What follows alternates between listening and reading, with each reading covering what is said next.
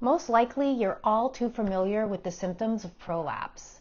Maybe you had issues with your pelvic floor in the past, but things had simmered down. But then you did something that kicked it back off track. Maybe you lifted something a bit too heavy, or you thought you could go for a jog or an intense exercise class. Maybe you had a coughing fit for 2 weeks with pneumonia, and now you're feeling that more acute prolapse discomfort.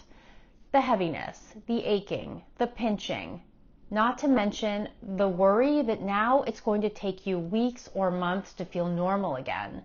And the worst fear is that it won't get better at all and that you're going to need surgery. I know firsthand how stressful this can be. I've been there myself when dealing with my prolapse.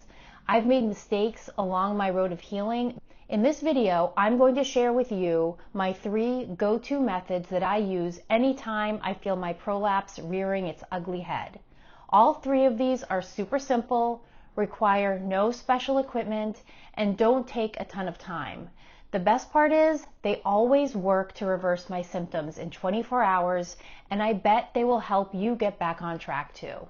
The first thing I do is breathe.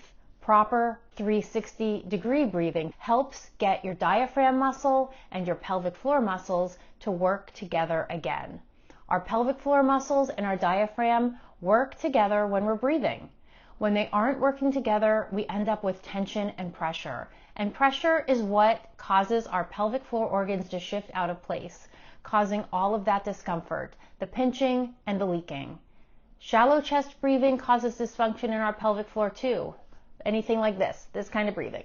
So focusing on healthy, full diaphragmic breathing through your ribs is top priority. The second thing I do is basic core exercises and stretching. When I have symptoms, I hit the floor and I do my basic, gentle, core igniting exercises, which help me tune into my core muscles and my breathing. I exhale during the work part of the exercise, and I give a healthy inhale during the easy part of the exercise, never holding my breath, because that would create pressure in my pelvic floor. Stretching is amazing because many of us have tight pelvic floor muscles. And tight doesn't mean strong. You can be tight down there and weak. If you've been squeezing, gripping, and bracing down there, that causes tightness. And so many of us do this without thinking about it. It has become an ingrained habit. Stretching and relaxing help take the pressure off the pelvic floor. Finally, my third recommendation for you is inversion. Inversion works because it allows gravity to pull the pelvic floor organs back up where they belong. Finishing any workout with inversion, where you place your hips on a pillow or a block and practice inversion at the end of the day, is helpful to reset the pelvic floor. Bonus points if your legs are up too. I hope these suggestions were helpful. Are any of my suggestions new to you and you're going to try them today? I would love to know. Post below. I know how hard it can be to deal with prolapse and pelvic floor dysfunction, but there are simple ways you can help it to simmer down and actually heal. If you would like some new core exercises, check out this video.